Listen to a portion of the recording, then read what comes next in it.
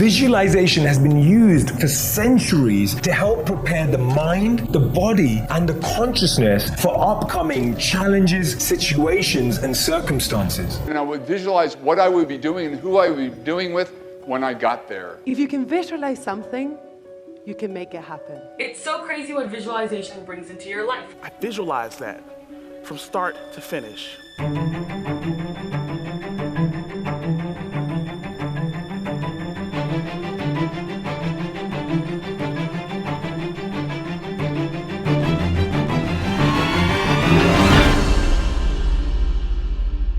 3 techniques that Jay Shetty recommends to manifest the life that you want. The question is, what is manifestation? Do you require beads in order to manifest the life that you want?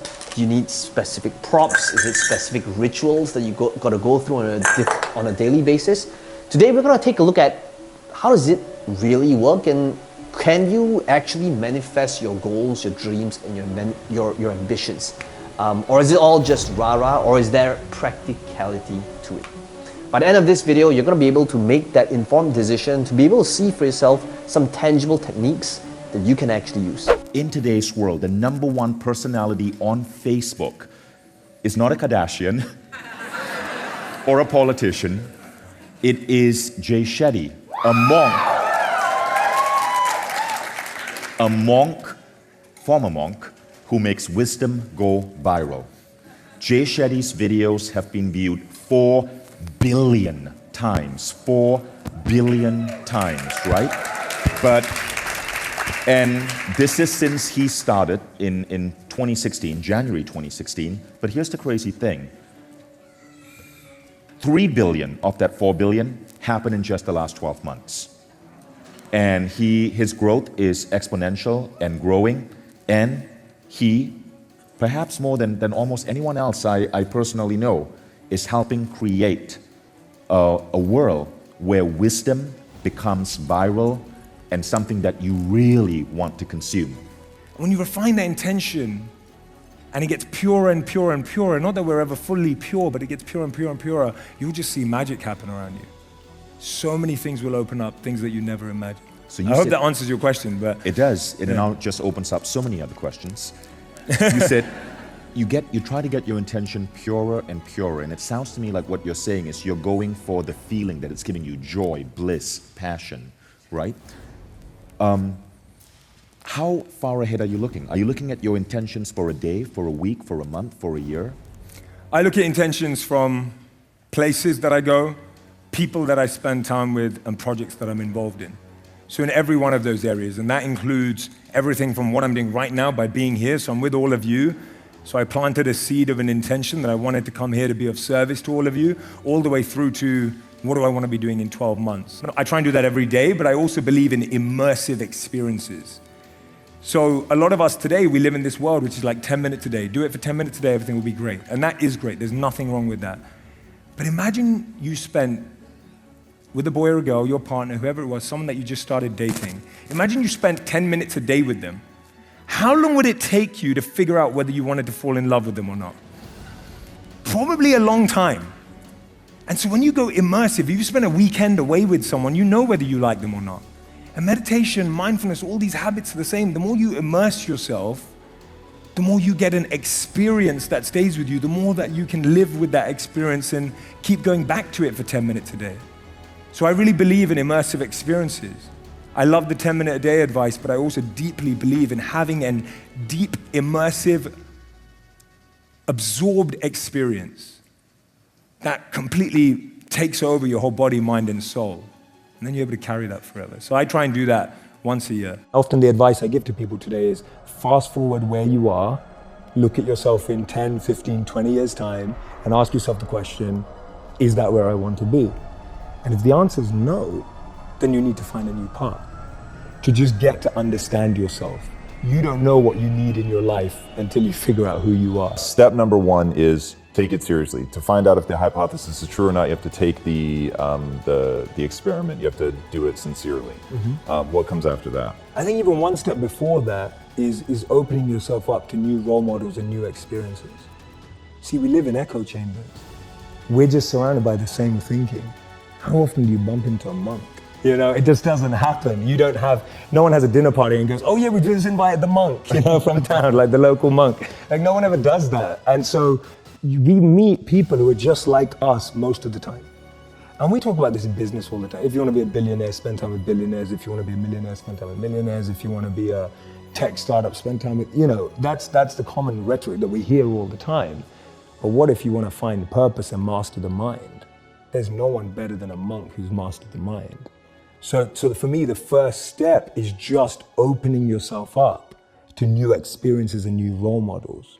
Because most of us can't see ourselves in people, so then we try and fit ourselves into the boxes that we do see. Second step is finding that experience or role model that you're passionate about, and exactly like you said, taking it seriously. Shadow them, network with them, spend time with them, observe them, even from afar. It takes that observation, being addicted to observing that person's lifestyle. And then the third step is going yes or no. Does that work for me? Not everyone who's going to go off and become a monk is going to feel like the way I did, and that's cool. But not everyone is going to go and follow and shadow a billionaire and go, that's exactly the lifestyle I want. They may want the result, but do they want the hard work that goes with it? And so for me, that's the third step. It's observing, focusing, shadowing, getting as close to the process of that individual, and then going yes or no. Do I want that process? Not do I want the result? What happens in society is that we're clouded by the noise of family expectations, the noise of our parents, the noise of our brothers and sisters' expectations. I grew up in a family where you could either be a doctor, a lawyer, or a failure, right? Those were my three options. Anything else would just count me as a failure. I would have failed. So basically I failed, right? I'm standing up here in front of you all as a failure. I lived as a monk for 3 years. I committed career suicide. I turned down 2 amazing corporate job offers when I graduated from business school. I shaved my hair, I wore robes, and lived out of a gym locker for 3 years. And I did that because I thought I was going to do something meaningful, help impact the world. And it was one of the best experiences of my life. But more than becoming a monk, what that trained me to do was drop out with the rules. People told me, if you come back in 3 years, you'll never get a job. They told me, if you become a monk, people don't think you're weird forever. No girls are ever going to talk to you. People told me, they were like, well, when you come back to real life, like, will you even be able to talk English? And people were just really weirded out. It's like, okay, I think monks speak English.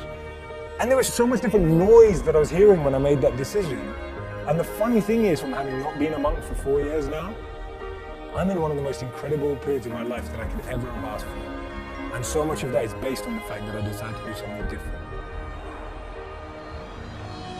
So many of the times our expectations are driving us in a certain scenario. We focus so much on life in what we want to be as opposed to who we want to be. Because we've always been told that life and jobs and careers are like boxes and containers.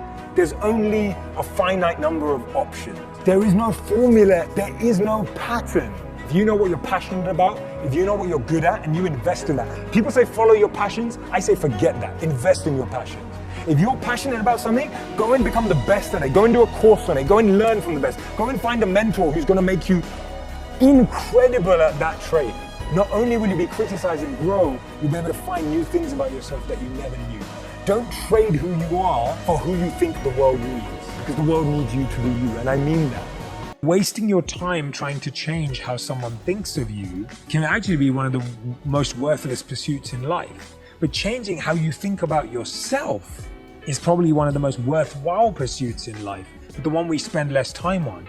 We're constantly trying to change how people think about us, and we think if they think highly of us, then we'll feel better about ourselves. But that's not the case. The case is we can change how we feel about ourselves by changing our behavior and being more in aligned with the person we want to be with our values. Through my journey, through other people's journey who have learned these principles and practices, that this is up for anyone and everyone, whether they live in a small village in the countryside or whether they live in a big city, anyone can think like a monk.